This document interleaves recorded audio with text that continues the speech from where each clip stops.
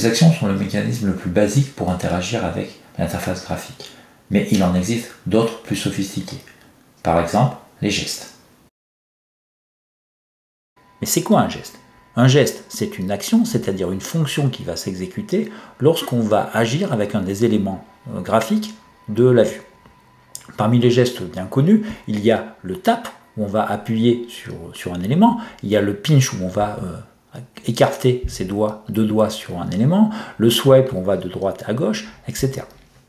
Donc pour ça, nous avons en Swift une classe qui s'appelle UI Gesture Recognizer, qui va effectivement reconnaître tous ces gestes-là. Donc que devons-nous faire dans notre interface? Donc nous devons, dans un premier temps, créer ce geste, donc l'assigner à notre ViewController. Ensuite, une fois que ce geste est créé, donc c'est-à-dire qu'on va prendre en compte ce geste, on va lui associer une fonction qui va s'exécuter. Et une fois que cela est fait, on va pouvoir assigner cette fonction et ce geste à un des éléments graphiques. Donc, je vais d'abord commencer par effectivement créer ce geste recognizer. Donc, nous retrouvons le ViewController associé à notre vue de l'interface, et nous avons une fonction que nous n'avons pas vue encore jusqu'à présent. C'est la fonction ViewLeadLoad. La fonction ViewLeadLoad, c'est la fonction qui est appelée juste après que la vue soit créée. C'est-à-dire qu'au moment où se lance votre application, la vue ici est créée, et la dernière fonction qui est appelée à ce moment-là, c'est la fonction ViewLeadLoad. Donc on va pouvoir, comme indiqué dans le commentaire ici, rajouter des différents codes qui vont s'exécuter une fois que la vue est chargée. Donc bien évidemment, ce que je vais faire, c'est que je vais associer un geste à un des éléments graphiques. Donc l'exemple que je vais prendre, c'est je vais par exemple faire un tap sur l'image Facebook ici, qui s'appelle, que j'ai renommé sous la forme de cover, et je vais par exemple agir sur la vue, l'image de profil ici. D'accord? Et par exemple en arrondissant les angles. Donc qu'est-ce que je dois faire? Je dois créer un geste, donc sous la forme d'une variable, que je vais appeler par exemple tap, pour mon geste tap. Il est de la forme UI tap gesture recognizer.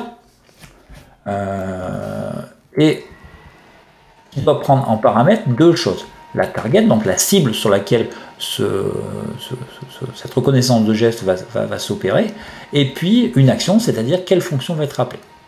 Donc la cible sur laquelle je vais exécuter cette reconnaissance de geste, ben, c'est l'objet en lui-même, donc c'est la classe du contrôleur, donc c'est l'objet self, soi-même. Et puis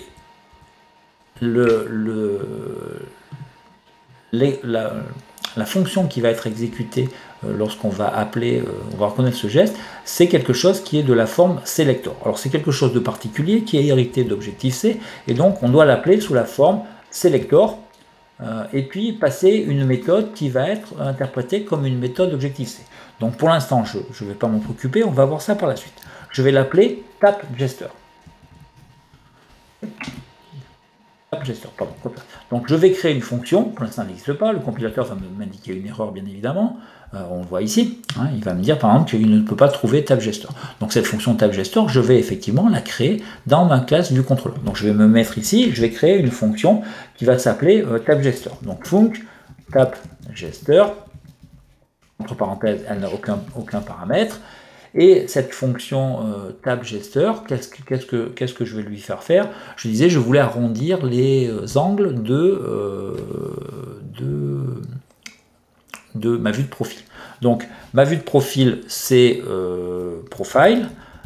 Pour accéder aux angles de cette vue Profile, c'est via une propriété qui s'appelle Corner Radius et qui appartient à un objet qui s'appelle Layer, c'est-à-dire la couche affichée qui est rendue par Core Layer.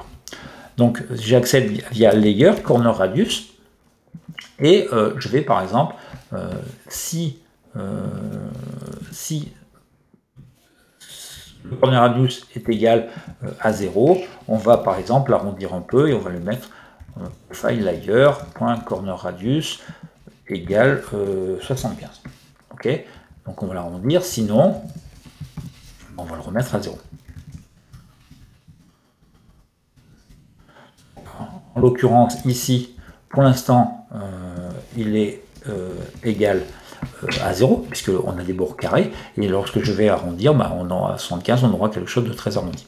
Okay, donc, j'ai créé ma fonction TapGester, je l'ai associée à un Gesture Recognizer qui s'applique sur l'objet en lui-même, donc sur le view controller, et qui appelle effectivement cette fonction TapGester. Alors j'ai encore une erreur, si je regarde dessus, il va me proposer de fixer. Il va me dire en effet que l'argument du sélecteur qui est passé se réfère à une instance méthode TapGester, donc il l'a trouvé, mais qui n'est pas exposé à Objective-C. Donc là, il faut juste rajouter cette arrobase Objective-C devant la fonction pour que justement elle soit compatible avec le sélecteur.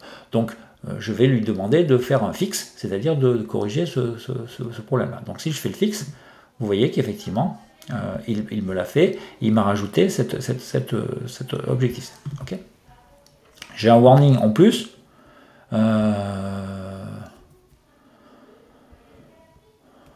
Donc effectivement, il me dit que j'ai créé une constante tap qui n'est jamais utilisée par la suite, donc il me propose effectivement de faire un let underscore à la place pour simplifier le code.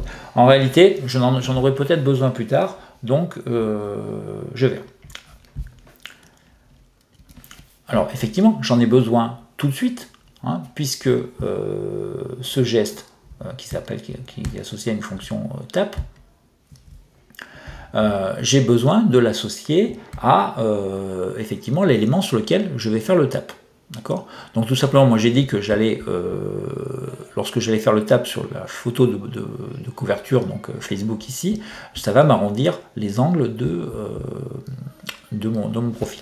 Donc pour cela, je dois associer à ma fonction, à ma variable cover, qui correspond à l'image Facebook, il faut que je lui rajoute ce geste, donc avec Gesture Recognizer, et qu'est-ce que je dois lui passer? Je dois lui passer tap. Donc, qu'est-ce que j'ai fait ici? J'ai donc créé un reconnaisseur, excusez-moi le terme, de geste pour le geste tap. Il s'applique sur tout le view controller, donc il va s'appliquer sur toute l'interface graphique. Il va donc associer à ce geste tap une action qui est TapGester, cette fonction-là, qui va exécuter quelque chose. Et donc maintenant il me reste juste, ce que je fais à cette ligne-là, c'est ajouter ce geste à quel élément doit le prendre en compte. Donc en l'occurrence ici, la cover. Donc je vais effectivement exécuter ce code-là. Donc je le compile. Non, c'est pas celui-là. Je compile, je vais lancer mon simulateur et je vais effectivement faire un tap ici. Et qu'est-ce qui se passe? Je m'aperçois que j'ai beau taper sur le profil Facebook, il ne se passe rien du tout. Alors pourquoi il ne se passe rien du tout? Parce que je n'ai pas autorisé d'interaction avec l'interface graphique. Si je vais voir mon objet Facebook, si je regarde ici, dans la fenêtre des propriétés, je vois qu'effectivement j'ai une interaction ici qui est possible, et avec une option qui est User Interaction Enable. Donc si je valide cette option et que je recompile mon code, et que je vais chercher mon simulateur, effectivement, lorsque je clique, vous voyez, il va associer le bon geste. Alors c'est un petit peu embêtant d'être obligé de le faire,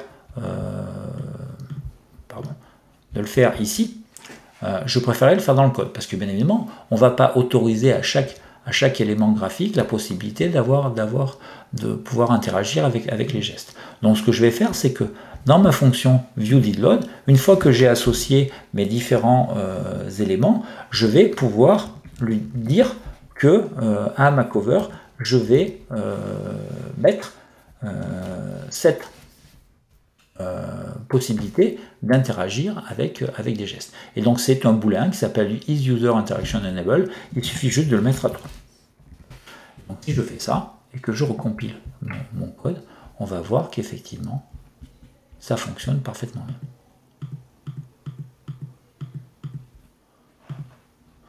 Donc voici un exemple effectivement très simple de gestion des gestes. Donc pour résumer, vous devez, dans la fonction viewDidLoad de votre view controller, vous devez ajouter une fonction de type UI quelque chose Gesture Recognizer.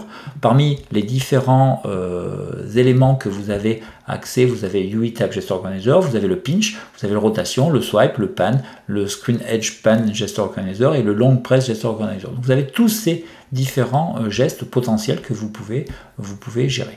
Ils vont s'appeler exactement de la même manière avec le même type de fonction. Ils vont prendre une target, à savoir donc le view controller lui-même, et puis en une action qui va être une fonction appelée via un sélecteur. Cette fonction, vous devez l'écrire avec le @objectif-c devant pour qu'elle soit compatible avec le sélecteur.